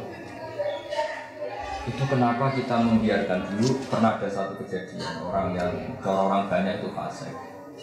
Itu jadi imam di masjid, jadi muadzin. Banyak di fikih yang menentang itu. Jadi bapak menyuruh tak apa dia jadi muadzin, jadi imam. Kita ada, tapi dia kan orang fasik. Sopo ngerti nak barokah adzan terus izin fasik. Saya biasa dugem, biasa ndelok dangdut, gara-gara saya jadi muadzin malu. Iya. Tapi bapak menghormati pandangan masa muadzin kok latar belakangnya seperti itu. Kata bapak ini monggo. Tapi kamu harus menghormati ikhtiar saya. Nak menowo baru main. Nanti dia malu apa? Maksiat lagi. Khazanah kita cukup untuk menganalisis seperti itu. Misalnya tentang dosa ini. Iya. Wasu'ila as-sariyu anitauba. Ada yang baca siri as-sakoti, ada yang baca as-sari. Semuanya gitu. Faqala antan sadamta. Tobat itu apa? Yang penting kamu lupa dosa kamu. Jadi itu gimana? Terus, karena gak aneh. Wasuila anhal junat faqala Allah tan sadamta. Yang dikatakan tobat itu kamu gak boleh lupa dosamu. Selalu merasa bersalah. Selalu merasa bersalah. Ini dua orang besar, Siri As-Sakoti sama Abdul Qasim Al-Junad. Wakilah huma sahihun. Ini kitab yang dibaca Habib Lutfi. Kalau Kliwonan, cuma lewat. Wakilah huma sahihun. Li anna sariya arada taubatal khawas fa innahum la yadhkuruna dzunubahum mimma ghalaba ala qulubihim min 'azamatillah wa dawami dzikri. Wal junad arada taubatal awam fi ibtida'is suluk. Jadi kalau di kitab ini selalu at-taufiq bainal aqwal. At-taufiq bainal aqwal. Jadi saya sendiri dalam banyak hal itu setuju yang lupa. Karena barokahnya lupa itu mereka nggak malu sujud, nggak malu ke masjid, nggak malu dekat dia. Tapi kalau ingat dosanya terus orang Jawa akhirnya mojok mau ke masjid malu, mau ketemu kiai malu, maksudnya diam di rumah. Itu di suatu daerah jamaah begitu itu yang ya suka minum itu. Ketika mulai ikut-ikutan jamaah burda itu. Pertama kali itu minum dulu Gus. Itu menghilangkan malu. Kan indah itu. Tapi lama-lama sekarang udah enggak itu. Ya substansinya ke situ tadi. Jadi tidak gampang. Ini kan kita ngelola manusia. Saya ulang lagi, ini kita ngelola manusia. Ada yang bawaannya itu pede, sehingga bayangkan di surga itu melihat Allah. Tapi ada juga ulama yang katanya, ketika kamu di surga berani nggak lihat wondak katanya. Ketika ditanya kenapa, unazzihu dzalikal jamal binadzari misli. Saya menjaga kesakralan Allah, terima aku wae kok. Ben Allah tetap sakral, kok gak tau didelok mripat sing koyo aku. Sama siapa kalimat unazzihu dzalikal jamal an-nadzari misli. Jadi banyak orang yang salaman kitab baru di monggo, yang nggak berani salaman kok ngotori kiai gitu monggo. Yang sekarang salaman di monggo, mereka musofa hasunat, yang takut corona di monggo itu banyak. Kayak apa? Enaknya ulama-ulama itu relax, santai, karena jadi kita kan muamalah sama zat yang luar biasa. Siap balul ma'dzirah, yang ghafurur rahim. Coba Nabi sendiri itu semuanya orang baik. Ada yang kayak Nabi Nuh tegasnya kayak gitu, ada yang Nabi Ibrahim yang lunanya kayak gitu, ada yang Nabi Musa ilmiahnya kayak gitu, ada Nabi yang nggak ngambil sikap kayak Nabi Khadir. Semua khazanah kita kurang apanya? Iya. Dan Nabi ngendikan ulama umat itu keambiya Bani Israil, tidak ngendikan kanabiyin, keambiya. Ulama yang alim tidak nekah, Imam Nawawi. Nabinya ada Nabi Yahya. Ada panutan. Ulama yang kaya raya jabat ya banyak, panutannya Nabi Sulaiman. Ada sama. Cari yang miskin banyak lagi. Panutannya Nabi Isa. Bedanya Nabi Isa miskin pilihan, kalau ini miskin terpaksa. Artinya apa? Allah bikin kebaikan aja dengan figur yang macam-macam. Iya. Dan kita tidak kurang stop mencari panutan. Iya, panutan betul. Saya tadi bilang sama Mas Ali, kenapa Mbak Nafek itu suka beliau? Kan masih ingat Mbak Nafek putra Badola, bapak saya murid Badola. Kalau bapak cerita begini, Wong wis ribet ngurusi ekonomi, ngurusi utang. Anak ngaji kok susah non rokok terus senenge ku kapan. Agama ini jahat di farohin wa suruhin. Bapak baca Fadillah berahmati Fadillah Falnya ferahu. mereka buyar saja di ilmunya. Di rumah jadi bentak istri, bukan jatuh tempo. Di tempat ngaji, duduk salah akhlak, nggak cium kiai salah, tempatnya keliru duduk. Terus senengnya ini kapan? Kapan? Iya. Artinya guru-guru kita buyar saja ada ilmunya. Itu ada satu ulama yang analisisnya bagus sekali. Allah itu tentu sangat wibawa karena Allah bil jalal. Ketika ketemu Nabi Musa, kenapa pertanyaannya Allah wa ma tilka biyaminika? Ya, Yesus. Saking gowo apa? Itu hampir semua ulama hakikat menafsirkan apa? Karena Allah ingin muhadasah yang ringan untuk menghilangkan haibatnya supaya Musa itu gak terlalu takut. Iya. Jadi dijak yang ringan. Nggak kok ditanya, kamu jadi nabi sudah sukses belum? Wah, gemeter. Kalau santri ditanya, kowe jadi santriku tahu. Dan itu saya kira selalu dilakukan Mbah Mun terhadap tamu-tamu. Iya, ngendikan yang ringan. Iya. Jadi ngendikan yang ringan saja di ilmu. Kenapa? Lah orang-orang yang nggak pernah ngaji, oh iya kok amin guyon ngomong yang nggak penting, itu ada ilmu. Ada ya. Ya Allah kan ya alam sirra wa akhfa. Kenapa harus tanya wa matilka biyaminika? Ya Musa. Nabi Musa jawabnya ya ringan. Tongkat Gusti. Tidak sekedar imtinan Gus ya. Iya tidak. Ini tongkat Gusti. Buat nyari rumput, nyari apa daun-daunan. Waliyafia ma'arifufro. Ya banyak harus fungsinya. Kayak apa? Jadi guyon ngendikan ringan saja ada ilmu. Ada ilmunya, iya.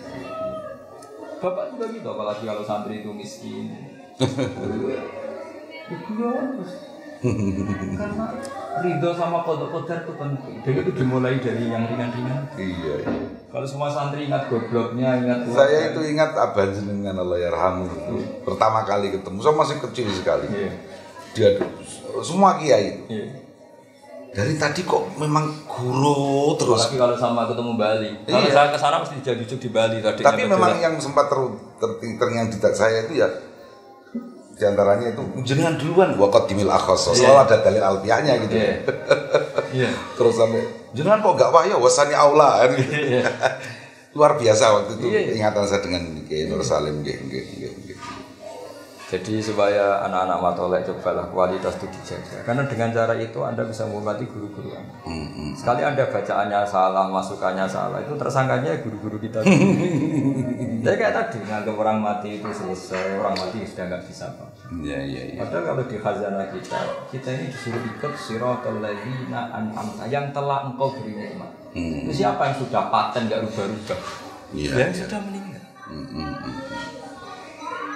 Sehingga ketika Nabi jadi Nabi, itu ya disuruh ikut Nabi. Santri-santri kajian itu ziarah ke Mbah Mutamakin itu sregep rajin kalau menjelang ujian tok itu. Makanya saya suka membahasakan sama mereka, kamu ini kok kayak mau nyuap Tuhan lewat Mbah Mutamakin sebelah gitu. Khataman sregep kok menjelang ujian itu. Itu ya sekedar gitu. Nah, jadi ini apa? Supaya tasjid sama santri-santri kajian sapa ala kok santri sarang saya dan semua keluarga sarang. Di antara kitab yang ditulis Mbah Maimun ketika mensejarahkan hidupnya yaitu Mbah Su'aib. Kita tahu Mbah Mun punya ibu namanya Mahmudah punya abah namanya Ahmad. Ini juga kiainya Mbah Sahal, kiainya Mbah Nafi. Ahmad punya abah namanya Su'aib. Ahmad bin Su'aib. Ya. Di Mbah Mun ketika nulis mbah keempatnya yang namanya Su'aib bin Abdul Razak, beliau menulis falamma balagha minal umri nahwan min isrina sanatan rohala ila hajan wala zama fadilatas as-sufi asy-syahid bil alim ar-rabbani bil karomat al-qai murtadhi mursidi tariqa as-sufi al-jami' bain asy-syari'ah wal haqiqah. Jadi hajan ini kata Mbah Mun dulu punya kiai namanya Kiai Murtadhi, itu mbahnya Mbah Mun Mbah Syu'aib mulazamah di sana. Mulazamah tidak hanya istifadah. Jadi makanya ketika Mbah Sahal menjadi orang alim yang ahli susuke karena Mbah Zubair, Mbah Nafi dapat sholawat askat tahiyat dari Mbah Ahmad. Kita semuanya saling menguatkan, saling irtibat. Betul. Dan ilmu harus seperti itu. Saya ini terkenal kiai yang susah diundang. Kalau yang bully jujur gak Mas Nadi mau apa lagi. Makanya nanti bagus di penutup saya akan saya pesan sama para pemirsa di internet itu jangan niru saya tiba-tiba bawa kamera sowan ke rumahnya Gus Baha ini special edition begitu guys. Iya, betul. Jadi gitu ya supaya saya tadi sudah bukan sama Mas Latif, Hajin selalu punya figur-figur sing al-ma'ruf bil wilayah. Ini harus kita terus. Karena bukan karena kita ingin jadi wali, orang harus kembali lagi ingin dicintai Allah. Kita jangan ingin dicintai istri. Lebih alim Rabbani Gus ya. Iya, supaya tadi bahwa kita ingin jadi wali itu bukan guyonan. Masa orang nggak ingin dicintai Tuhannya, padahal ingin dicintai menteri, presiden, ingin dicintai istri, makhluk yang lain-lain. Tapi lupa kita ini yang paling pokok itu dicintai. Wasyatana bainal muhibbi wal mahbub. Kalau doa saja Allahumma anta matlubi wa ridhoka maksudi. Tapi ternyata malu ingin jadi wali, ini hanya ingin jadi. Ini kan ya sudah kita pelajari dari kitab-kitab ini. Dan ternyata untuk ke makam itu mudah sekali. Karena Allah itu ala ubula tatana. Di pemberiannya tidak akan habis. Makanya kata Syekhuddin Nasyabandi itu bidaya tutori kotina nihaya itu. Kenapa? Karena memang mengenali kebenaran itu gampang sekali. Kebutuhan dasar manusia diantaranya itu berterima kasih sama yang berjasa. Kalau kamu tak kasih uang, dikasih orang ya, 10 juta, belum ketemu orangnya tuh nganggur masih ganjel sebelum mengatakan terima kasih. Kamu dikasih orang 10 juta nggak tahu orangnya, belum ketemu ganjel nggak? Apalagi kita dikasih Allah sebanyak itu, belum bilang terima kasih itu masih Dan agama ini mengajarkan terima kasih sama Allah, ikrar tentang rahmat-rahmat Allah. Jadi sesuatu yang mudah. Makanya beliau menghentikan wa yastawi fi istifadatiha asyuyukh wasibyan. Iya. Jadi mudah sekali.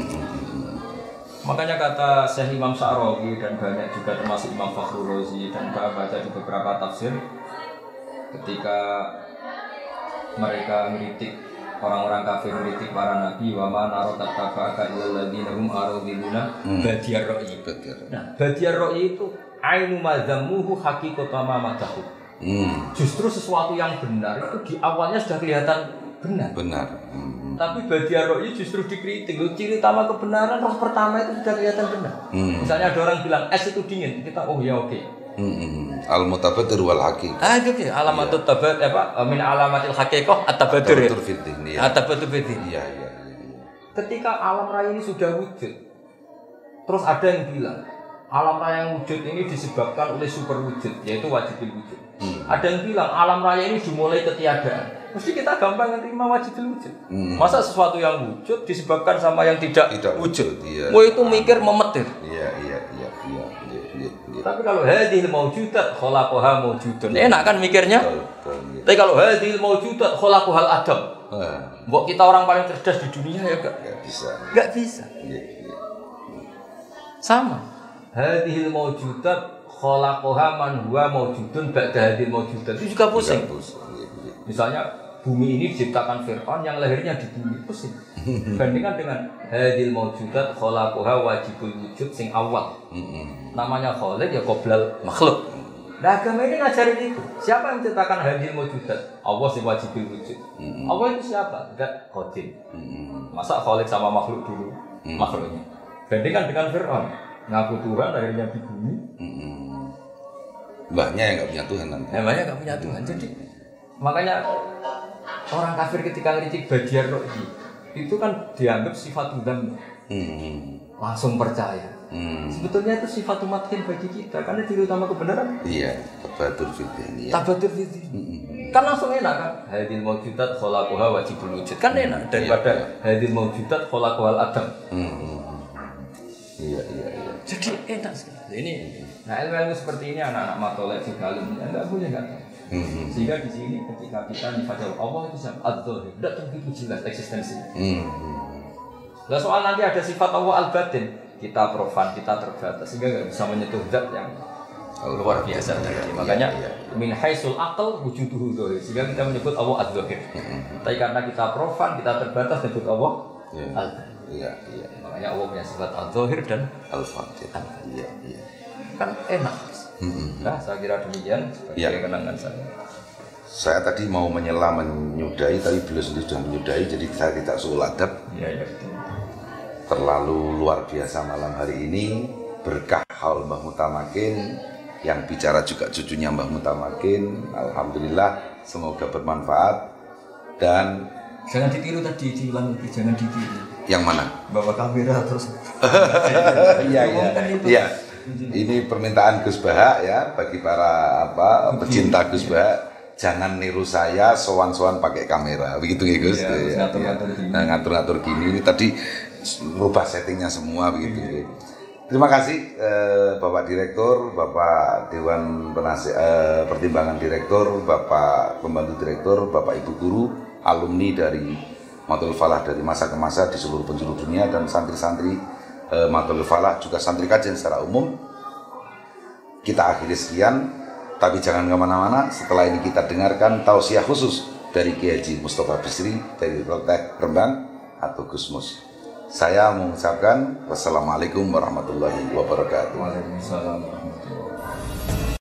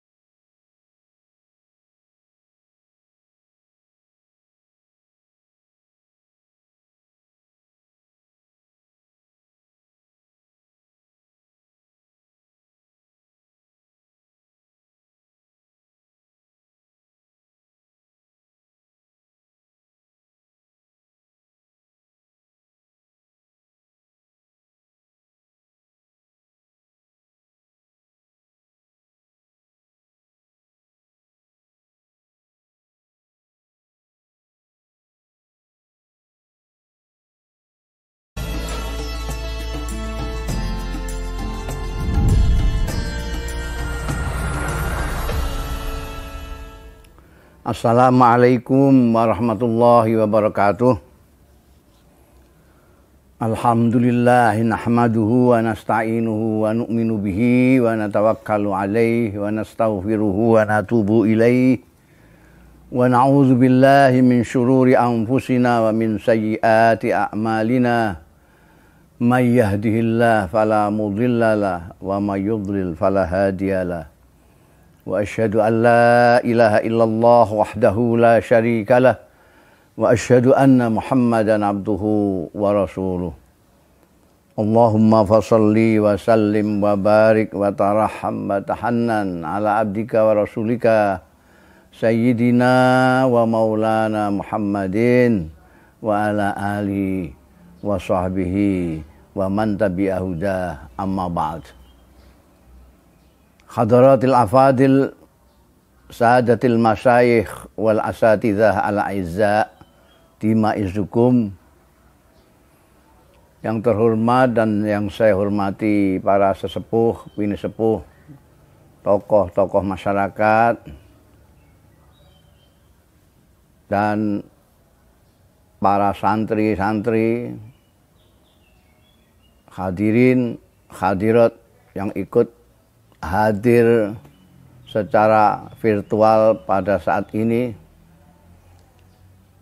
Rahimakumullah. Pertama-tama saya harus memanjatkan puji syukur kehadirat Allah Subhanahu wa taala bahwa dalam masa pandemi, masa berjarak dengan manusia ini, saya diberi kesempatan untuk ikut bil barokah memperingati haulnya Simbah Mutamakin.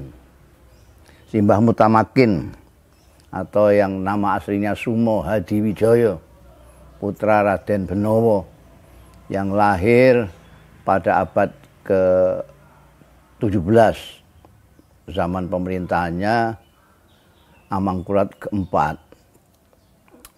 Mudah-mudahan kita mendapat berkahnya, pertemuan kita diridhoi oleh Allah Subhanahu wa taala dan bermanfaat adanya.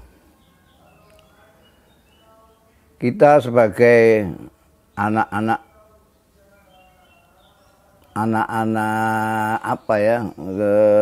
santri, terutama yang di Kajen, santri-santrinya Mbah Mutamakin, memperingati haulnya Mutamakin bukan hanya persoalan seremonial untuk rame-rame seperti kita memperingati hari ulang tahun kita, tidak. Tapi kita perlu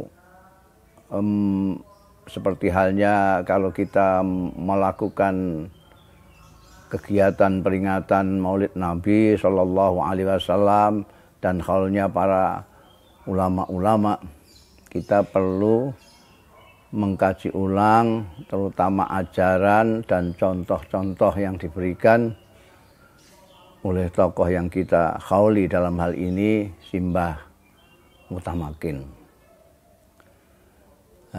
Tentu kalau orang-orang Kajen sudah hafal semua tentang riwayat kisahnya, Mbah Mutamakin, terutama yang yang paling diingat, paling populer itu mempunyai 2 anjing segala macam itu. Tapi yang lebih penting bahwa Mbah Mutamakin ini terkenal sebagai kiai pejuang, sebagai kiai yang menyintai manusia, seorang kiai ulama yang ma'rifatullah, mengenal Allah Subhanahu wa taala, dan mengenalnya karena ilmu. Bukan mengenal begitu saja, tapi kenal betul sehingga tidak kagetan, tidak bingungan, tidak sok intar, karena beliau mengenal Allah. Kita tahu sekarang ini banyak sekali orang-orang yang sangat bersemangat untuk berislam ria, tapi mereka berhenti dalam berislam ria itu. Kenapa? karena tidak mengenal pemilik Islam itu,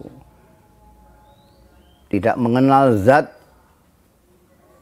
di mana melalui Islam itu kita diharapkan untuk sampai mendapat keridhaannya, yaitu mengenal Allah Subhanahu wa taala. Makanya di dalam kitab-kitab kuning kita itu selalu awwalu wajibin itu kan ma'rifatullah. Kenapa? Karena kalau kita tidak mengenal Allah Subhanahu wa taala, itu bagaimana kita mau menyenangkan Allah? Bagaimana kita ingin mendapatkan ridhonya Allah? Mendapatkan ridhonya Allah itu menyenangkan Allah. Bagaimana kita akan mendapatkan ridhonya Allah kalau kita tidak mengenal Allah? Seorang istri mau menyenangkan suami saja, dia harus tahu, harus mengenal suaminya. Suaminya ini apa kesukaannya, kalau makan lauknya apa. Kalau dia tidak mengenal, jangan-jangan dia mengira suaminya senang sayur lodeh, ternyata suaminya paling benci dengan sayur lodeh. Itu contoh kecil aja. Makanya sekarang kita banyak lihat itu orang yang mengaku bersemangat berislam ria, tapi tidak tahu bahwa berislam itu untuk mencapai tujuan paling akhir, yaitu ridhonya Allah Ta'ala. Nah ini makanya di dalam Islam yang pertama kali harus dikenal Allah. Nah untuk mengenal Allah harus ngaji. Maka Kajen menjadi kota santri dengan pondok pesantren yang banyak. Itu karena DNA-nya memang DNA-nya Mbah Mutamakin. Jadi kalau ada orang Kajen kok nggak ngaji, atau mondok tapi nggak ngaji, itu tidak akan. Maka kalau Anda lihat orang-orang yang tidak ngaji itu, dia bersemangat berislam, tapi kadang-kadang kelakuannya justru bertentangan dengan apa yang digariskan oleh Allah Subhanahu wa taala. Masa ada orang berdakwah, katanya berdakwah Islamiyah, tapi mencaci maki, melaknati hamba-hamba Allah. Bagaimana orang mau menyenangkan Allah tapi melaknati hamba-hambanya? Itu tidak masuk akal. Mbah Mutamakin juga dikenal selain mempunyai dua anjing itu yang dinamai beliau dengan nama yang bagus itu karena beliau sangat paham sekali dengan Allah, dengan makhluk-makhluknya. Dan yang disinggung-singgung lagi oleh orang-orang yang bicara tentang Mbah Mutamakin itu adalah Mbah Mutamakin suka melihat wayang. Ceritanya Perkudara Bratasena ketemu dengan Dewa Ruci. Nah, ini orang yang nggak tahu. Karena apa? Disangkanya wayang itu adalah itu kesenian Buddha, kesenian Hindu. Salah.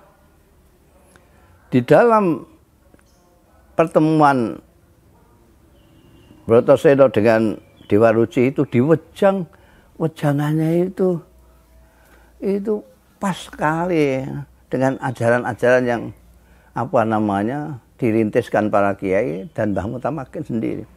Jadi Dewa Ruci mempunyai ajaran 6 ajaran. Ini banyak yang tentu santri-santri karena tidak pernah lihat wayang mungkin nggak tahu bahwa Dewa Ruci itu memberikan ajaran 6 ajaran. Pertama, itu ada dalilnya di Quran, la takfuma wala takfuba laisa laka bihi ilmun. Tidak, Anda jangan sampai melakukan sesuatu apapun, ngomong sesuatu, bertindak sesuatu sebelum kamu ngerti, paham betul yang kamu omongkan itu apa, yang akan kamu laksanakan itu apa. Itu pertama. Kedua, ajaran harus bisa membedakan antara emas dan loyang. Artinya apa? Artinya kita harus ngaji, harus belajar. Kalau tidak belajar, besi kuning dengan emas, tembaga dengan emas, kita tidak bisa membedakan. Itu ajaran dari Dewa Ruci kepada Bratasena yang kedua. Ketiga, jangan kagetan, jangan bingungan. Jangan kagetan, jangan bingungan ini tentu membutuhkan juga ilmu. Kalau orang itu tidak punya ilmu, dia sering kaget-kaget, sering bingung. Kalau pengetahuannya luas, dia tidak akan kagetan, tidak akan bingungan. Seperti falsafatnya pesantren. Dulu itu pesantren itu, orang kalau mondok pesantren itu niatnya tidak muluk-muluk, tidak kepengen jadi pilot, kepengen jadi anggota DPR, kepengen jadi petinggi negara, tidak. Bahkan tidak kepengen jadi kiai, tidak kepengen jadi mubalek. Apa? Dulu, nggak tahu sekarang. Dulu itu orang mondok ke pesantren, niatnya adalah menghilangkan kebodohan, titik. Niat mencari ilmu untuk menghilangkan kebodohan. Dan kita tahu bahwa kebodohan tak bisa hilang.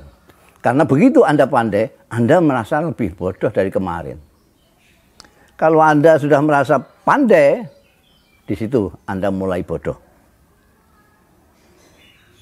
Nomor keempat, ajarannya Dewa Ruci harus bisa mengendalikan nafsu. Nafsu amarah, nafsu lamah, nafsu-nafsu yang mengajak kita untuk berbuat tidak baik. Ini ada semua dalilnya ini. Kalau Anda cari itu ada dalilnya semua. Cuma oleh pewayangan itu dikemukakan sedemikian rupa sehingga seolah-olah itu tidak berdalil. Seperti kiai-kiai kalau mau idhah hasanah itu jarang dalil. Yang biasa dalil itu biasanya ustadz anyaran itu. Yang kelima, ajarannya ini juga ada dalilnya. Ilmu itu harus diamalkan. Bahkan ulama-ulama mengatakan ilmu yang tidak diamalkan itu bukan ilmu. Ilmu haruslah ada ilmu yang diamalkan. Dan itu pelajaran pesantren begitu. Santri-santri, keturunan-keturunannya dari Mbah Mutamakin semuanya mengajarkan ilmu harus diamalkan. Yang keenam, harus memahami tentang kefanaan dunia ini, termasuk kefanaan diri kita sendiri sebagai manusia. Nah, ajaran-ajaran kemanusiaan ini tambah lama, tambah hilang, dan kita sudah mulai menjadi orang-orang yang bermental instan, yang sulit sekali untuk bersungguh-sungguh di dalam mencari ilmu, dalam bekerja dan lain sebagainya. Kita memahami agama juga sudhi itu di permukaannya saja, tidak masuk ke dalam. Karena masuk ke dalam itu harus bijiddin wajtihadin. Sementara kita tidak punya lagi kekuatan untuk jiddin wajtihadin. Kita sekarang malas sekali karena godaan-godaan hal-hal yang kita hadapi di zaman akhir ini. Kita tidak ada tirakat beras sekarang itu, nggak usum tirakat segala macam itu. Kesungguhan itu sudah tiada. Sehingga kita sekarang suka yang sudhi. Kalau kita lihat itu mauidhah, tausiah itu kebanyakan sudhi semua, tidak sampai yang mendalam seperti yang diajarkan Mbah Mutamakin. Jarang sekali kita menukik ke dalam. Kalau bahasanya Bung Karno, mencari api daripada Islam itu untuk dikorbankan kepada diri kita sendiri. Sehingga kita itu tadi aneh sekali, kita melakukan sesuatu untuk menyenangkan Allah, mencari ridha Allah, tapi dengan tidak sadar atau tidak berpengetahuan lalu menyakiti hamba-hamba Allah. Saya sering menyontohkan orang yang berdesak-desakan untuk berebut mencium Hajar Aswad itu. Lihat itu, mereka berebut Hajar Aswad, menyikut kiri kanan supaya dia bisa mencium Hajar Aswad. Ini apa artinya? Dia ingin mencium Hajar Aswad itu untuk kepentingan siapa? Untuk menyenangkan Tuhan atau menyenangkan diri kita sendiri? Tanyakan kepada mereka yang rebutan mencari Hajar Aswad untuk dicium. Untuk menyenangkan diri sendiri atau menyenangkan Allah? Kalau jawabnya untuk menyenangkan Allah, itu aneh sekali. Bagaimana mau menyenangkan Allah dengan menyakiti, menyikuti hamba-hambanya? Tidak masuk akal. Jangankan Allah, saya saja. Kamu ingin menyenangkan saya, anak saya, kamu sikuti, keplak kamu. Dan orang lalu lupa bahwa mencium Hajar Aswad itu paling tinggi hukumnya sunnah. Sedangkan menyakiti hamba-hamba Allah itu haram. Bagaimana untuk mendapatkan kesunahan dengan keharaman? Ini sama saja dengan korupsi, sedekah dari uang korupsi. Tidak menghilangkan kotornya korupsi. Di kemanusiaan kita itu menjadi luntur karena kita salah memahami ilmu, salah memahami tentang kesalehan. Saleh yang sejati adalah orang yang saleh, baik dengan Allah dan baik dengan hamba-hamba Allah. Baik dengan Tuhan dan baik dengan manusia. Tidak bisa. Anda baik dengan manusia tapi tidak sholat, tidak puasa, tidak beribadah kepada Allah. Kamu separuh takwa. Sebaliknya, kamu sembahyang, kamu ngoceh soal Islam segala macam, tapi kamu jahat, zalim kepada sesama hamba Allah, kamu belum berarti orang yang bertakwa. Nah, karena kemanusiaan ini begitu tipis, ya ini husnudzon saya. Allah itu begitu baik. Kita itu selama ini dengan dunia itu tidak berjarak. Bahkan karena tidak berjaraknya kita dengan dunia, begitu cintanya kita kepada dunia, itu kita bisa tega kepada sesama manusia, sesama hamba Allah Ta'ala. Kita lupa, ini sama-sama manusia.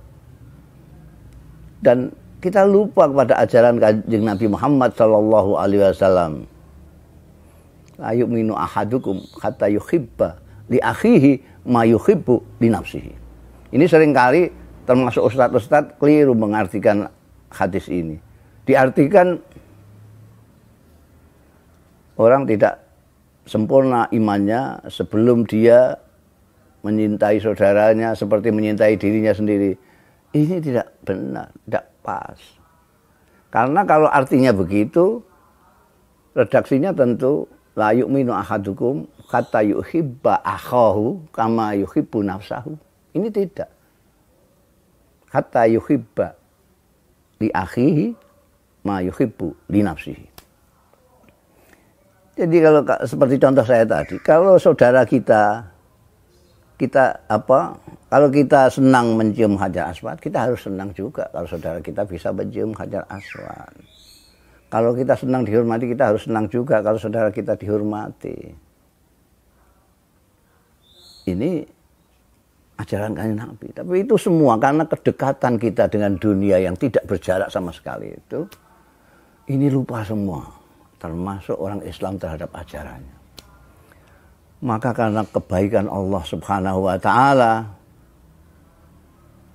maka Allah memberi pelajaran dahsyat kepada kita. Adanya pandemi sekarang ini. Sekarang ini kita dibuat sedemikian rupa harus berjarak dengan dunia. Bahkan kita dengan sesama pun disuruh berjarak. Ya, berjarak. Ini pelajaran yang perlu kita cerdasi. Orang yang tidak pernah piknik itu menyangka bahwa pandemi ini itu hanya di Indonesia. Bahkan ada yang menyangka bahwa pandemi ini hanya di dusunnya sendiri saja. Padahal ini di seluruh dunia. Di Timur Tengah, di Eropa, di Amerika, di Mekah Al-Mukarramah. Itu semuanya terkena dampak. Semuanya. Kalau kemarin itu masjid hanya dijadikan untuk kepentingan diri sendiri, tidak untuk kepentingannya Allah. Katanya masjid itu adalah rumah Allah Ta'ala. Sekarang rasakan kamu di sana. Sekarang kalau kita rindu kepada masjid, rindu bersama-sama dengan orang, itu rindu yang macam apa sekarang? Kita sekarang diingatkan, kita itu sama. Kullukum min Adam, wa Adam min turab. Kullukum min Adam, wa Adam min turab. Selama ini kita kotak-kotak hamba Allah itu. Allah ketika berfirman, walaqad karramna bani Adam, itu tidak ada embel-embel kelompok ini, kelompok ini. Karramna bani Adam. Pokoknya yang namanya manusia dimuliakan oleh Allah Ta'ala. Tapi kita sendiri malah tidak memuliakan, bahkan tidak memuliakan diri kita sendiri. Jadi saya kira penting sekali lagi, penting sekali kita mencermati, mengkaji tidak hanya apa yang kita baca dari kitab, tapi apa yang kita baca dari situasi, dari perilaku, dari contoh-contoh dan ajaran-ajaran pendahulu kita seperti tokoh yang kita peringati saat ini, Mbah Mutamakin. Dengan demikian kita tidak sia-sia dalam melakukan kegiatan memperingati haul beliau, kita akan mendapatkan sesuatu yang berharga, yang dapat kita jadikan pegangan hidup selanjutnya. Mudah-mudahan ada manfaatnya. Terima kasih atas perhatian Anda sekalian. Wallahu yuwaffiquna ila ma fi khairul Islam wal muslimin. Khairu nahdlatil ulama wan nahdin wa khairu Indonesia wa Indonesiyin wa astaghfirullahal azim li wa lakum wal afu minkum. Wassalamualaikum warahmatullahi wabarakatuh.